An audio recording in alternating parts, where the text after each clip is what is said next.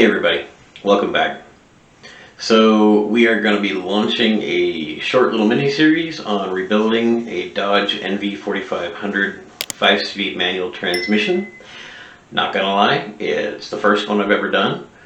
So I'm just going to try to provide as much information as I can for you, so in case you decide to take it on, you feel a little more confident doing it yourself. And I'll try not to hide any of my screw-ups. I'm sure it's going to happen. Anyway, let's get to it. Just remember, when I'm doing these videos, I'm always at my most vulnerable.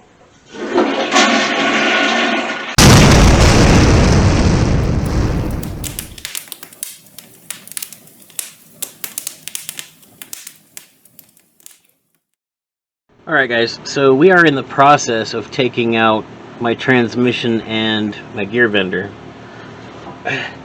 There's something that I want to make clear to people on second gen Dodge Rams.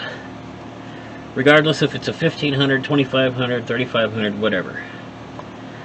These transmission crossmembers are set in, or I should say offset in, on these, I don't know what you would call it, base plates or whatever, on the inside of the frame rail.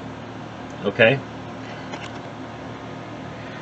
These, hold on, see if I can get some light under there. These are not flat. You can take all the bolts out that hold this to the frame, and this will not fall out. Which means, don't reef on it and hammer on it and smack on it and pry on it thinking it's going to come out down. It will not. These need to either go up and either forward or backward, or you can just finagle it forward or backward from its current position. They cannot come down. If you do, you will have destroyed this thing. So that apparently is what happened to this one, and somebody very shoddily welded it back together after they tried to rebend it and make everything work. I'm not saying it's not safe. I don't like it, and luckily I have one out of another truck, which is probably what I'm going to do, is put it in here. But anyway, just so you know, that's how it's supposed to be. So it's safe to take those bolts out. Now, I wouldn't have your head under it while you do it, because who knows what's happened to it. Maybe it's not as strong as it used to be. But don't try to get it come down. That's expecting things that just aren't going to happen, and if they do, you'll wish they did not. Alright? Alright.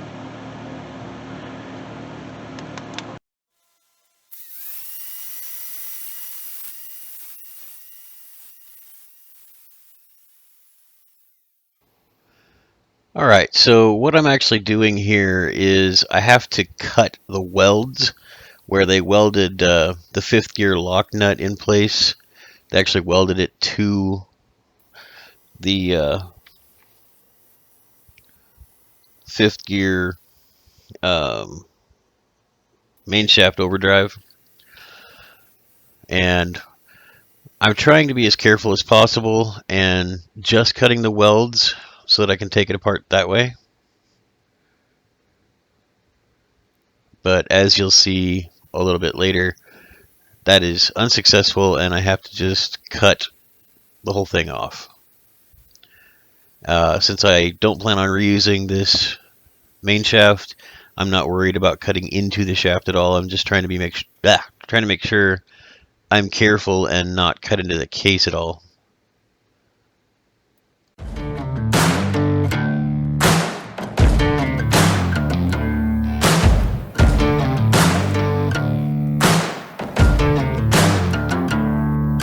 Mama said I ain't right, got a bad streak a mile long. Oh, my soul is black as night. And here's where I'm just splitting that lock nut off of there, and I tap it a little bit, see if I can get the overdrive gear to come off, which of course it does not want to come off. And then just to get it out of the way, I pulled off the countershaft fifth gear overdrive just to get it out of there so I can do a little more work, tap on it with a hammer a little more, and then remembered that there's Loctite 545 on there, and I need to heat it up with a torch to get it to come loose.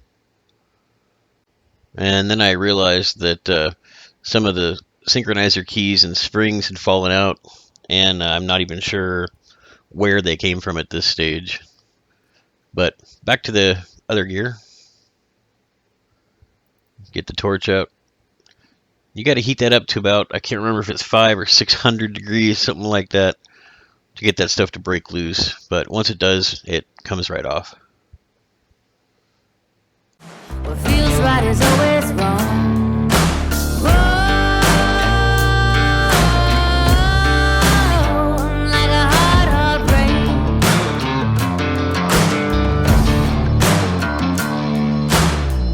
Ain't no hero, honey, no angel face. Oh, I ain't no saint.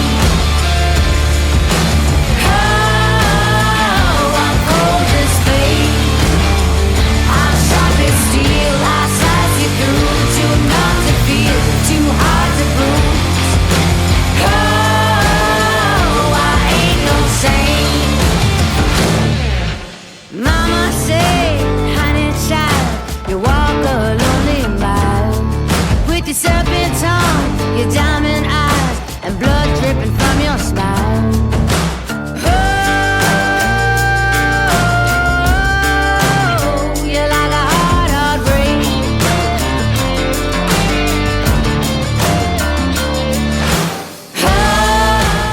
So I'm going to have to double check, but I'm thinking since pretty much every other bearing in here is pressed on, the fact that this one is just coming right off is probably not a great thing. Well, it freely slid up to this point, which tells me the shaft where it's supposed to sit is all worn to shit. That bearing is supposed to sit back inside the housing here with this race in there. I just picked the shaft up and the bearing slid forward. Wasn't expecting that.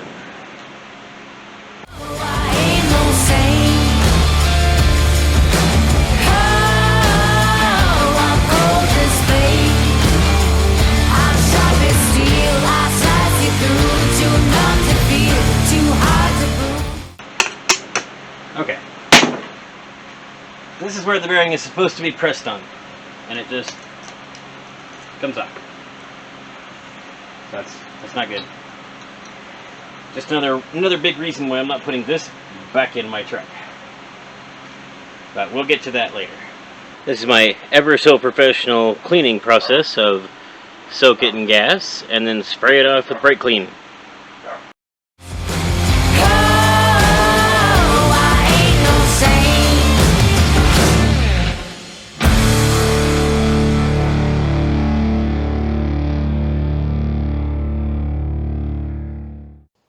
Right here I'm installing the main shaft first gear on the new 4x4 main shaft.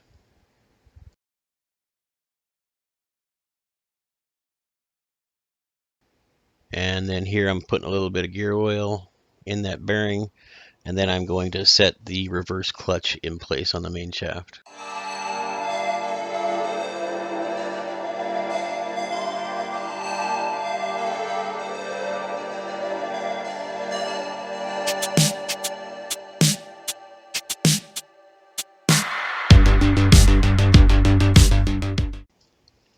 So this is the reverse clutch lock ring. This is without a doubt the most difficult part to get on this entire main shaft. And I didn't have anything that I could actually slip over that to help keep that straight and flat as I spread it and push it down. So you see me out in the background there, I'm actually cutting a piece of tailpipe off of some junk I had sitting around that was just happened to be as close as I could get to the size of that shaft and still fit over it. So my son and I then used the pipe and the snap ring spreader to get that down in place.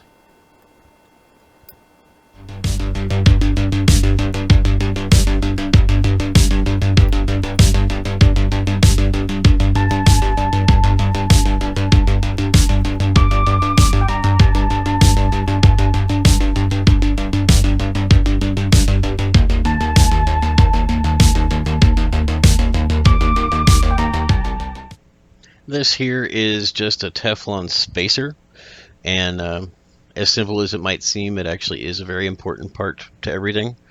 So don't forget to put those in.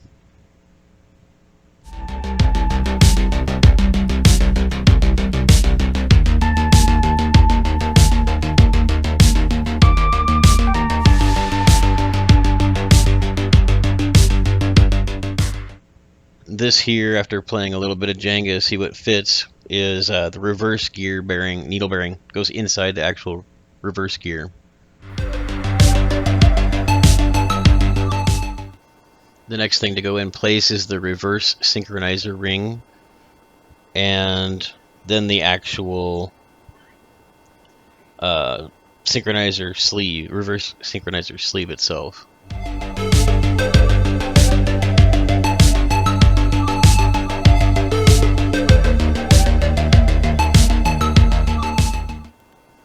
So the next thing to install are the synchronizer, what are called struts and springs. Other people call them synchronizer keys, but they're just that little piece of metal that sits in there and it's spring loaded that helps lock the synchronizer ring into place. This one in particular is the one for the, they go on the reverse gear, but it's for reverse and fifth.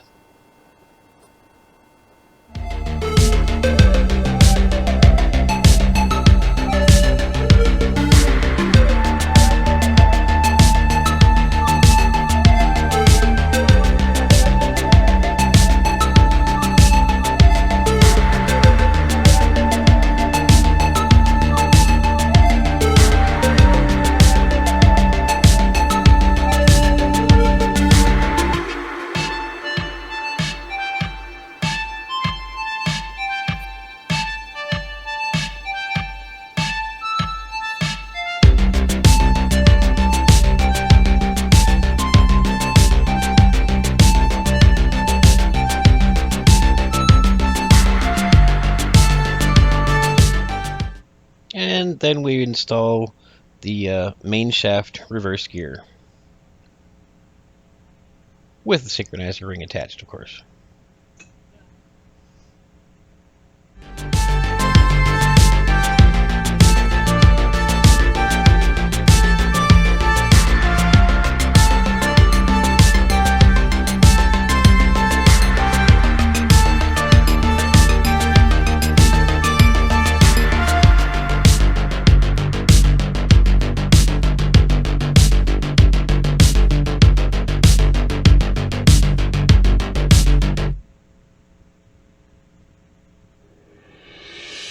Just need to clear my mind.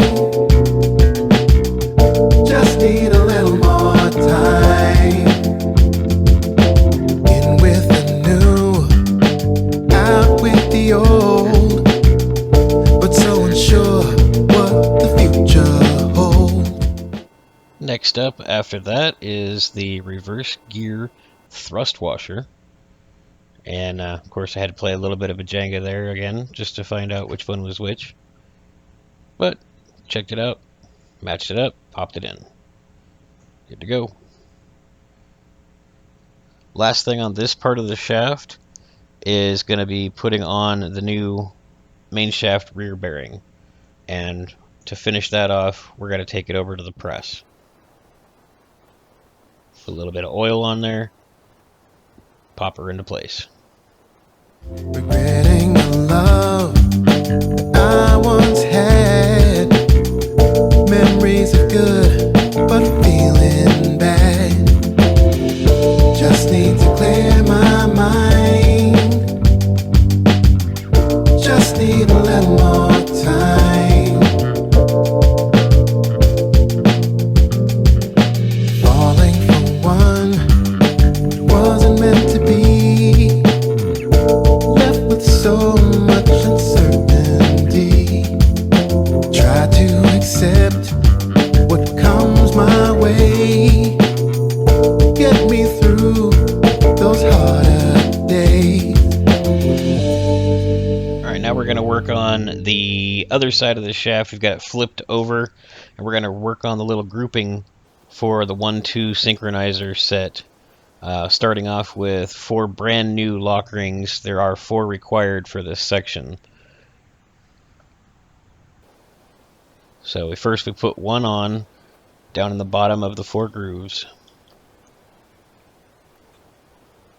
Not exactly easy. They like to flop around a lot, so definitely two-handed job there. Get it close, snap it in, just make sure it's fully set. Next thing to go on is the steel outer synchronizer ring for that set. That's this here. I got these, both the inner and outers, new as well, just because everything was so worn on this whole setup. You can either put the snap ring on now, or you can wait until after you put on the synchronizer friction pad, but either way it doesn't really matter. There's the friction pad there. So I went ahead and put some fluid on the metal side, and then I'm just going to set this guy in. Tabs down, they actually fit into the synchronizer ring down below. Alright, and then we've got the synchronizer inner ring.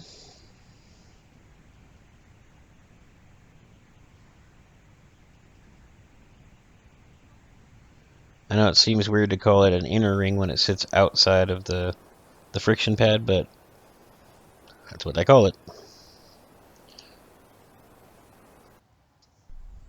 Alright, and then here's me putting the new struts in the 1-2 synchronizer.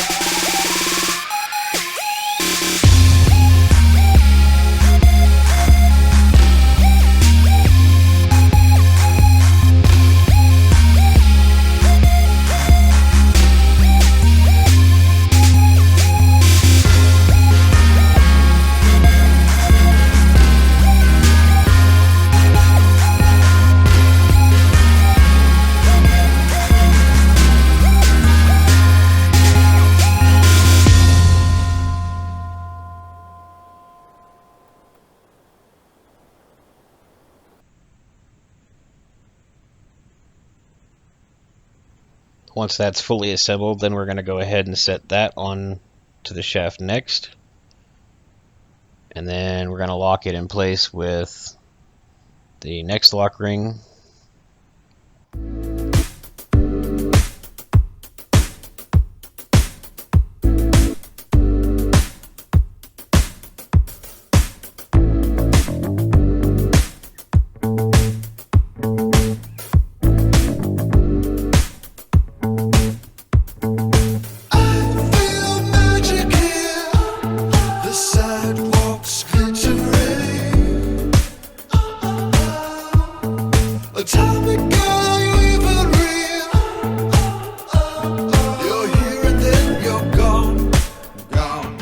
Once that's all in place, then we're going to build this other half, the mirror opposite of what we just did with the other ones.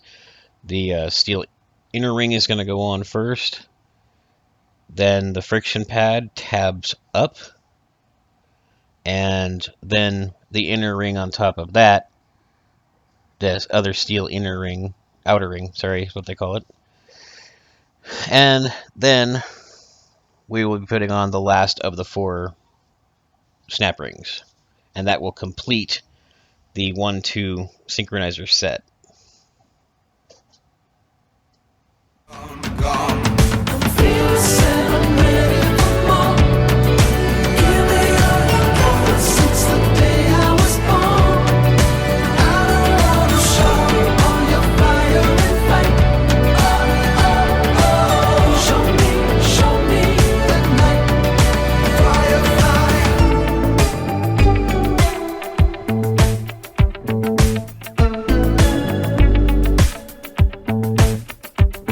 I've never seen or heard anything like you before I got into this town. Sharp as diamonds, you cut me like a glitter queen. You know what I mean? Feel sentimental for more. Give me all you got since the day I was born. I don't wanna show all your fire and fight. Show me the night. Firefly. Now the very next thing to go on is going to be the main shaft second gear. You want that side down towards the synchronizers. That way everything works out well, and you can actually shift into and out of second gear. Next is going to be the needle bearings for second gear. Each one of these big gears that comes off is going to have its own independent needle bearing set inside, and it's important that you replace all of these.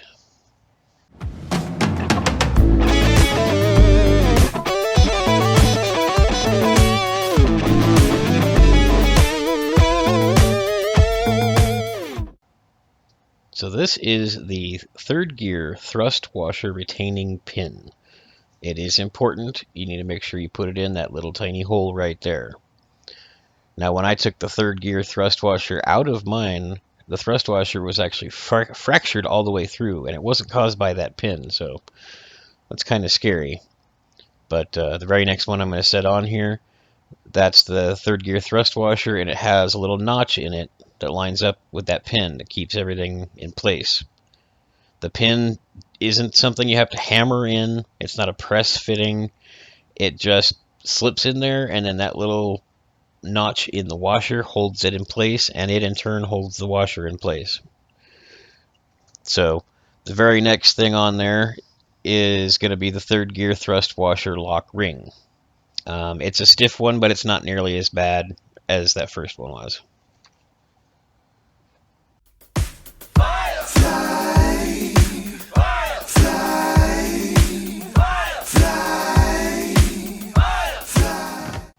Then we have a real thin little Teflon spacer that you want to slide on. Of course, I've already lubricated the shaft, but you want to make sure you have some lubrication on there because it's decently tight. Get it in there, push it all the way down.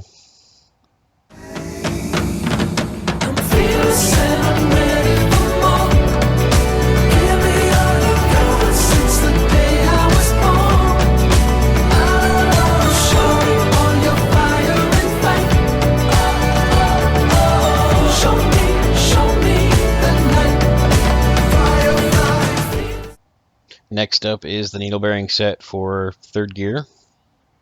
And then, of course, we're going to set into place third gear itself. So when you're setting third gear in place, it has a steel friction surface for another actual friction pad as well. So you want to set that in this position up away from second gear. And it looks like I'm forcing that down onto those needle bearings. You don't want to do that. Those are held in place with plastic. So you just want to give it a gentle wiggle and it should fall right into place. And then, of course, we're giving it just a little lubrication to help it spin better.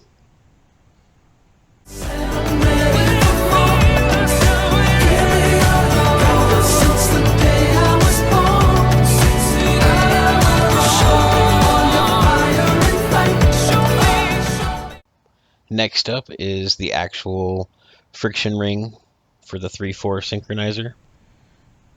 And right after that, we're going to put the 3/4 synchronizer together with the synchronizer ring and the struts, and then we'll press it into place there on the front side of that input shaft. Show me the night. Show me.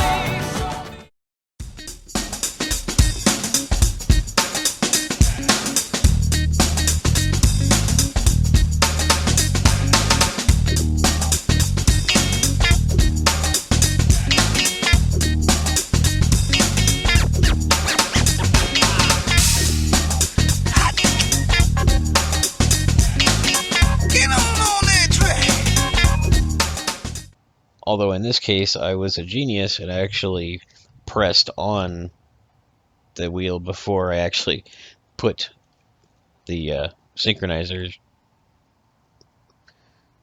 struts in place. But it all worked out in the end. Won't you get up off of that back? Get up on that track. Get up off of that thing and just make it swing.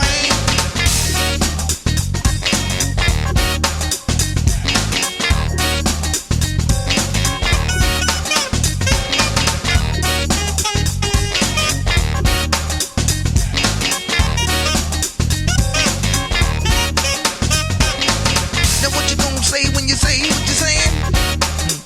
You gonna bring it around? Thank you for watching part 1 of this series, and we'll pick right back up where we left off in part 2. Please don't forget to like, subscribe, and share it with your friends. Nah.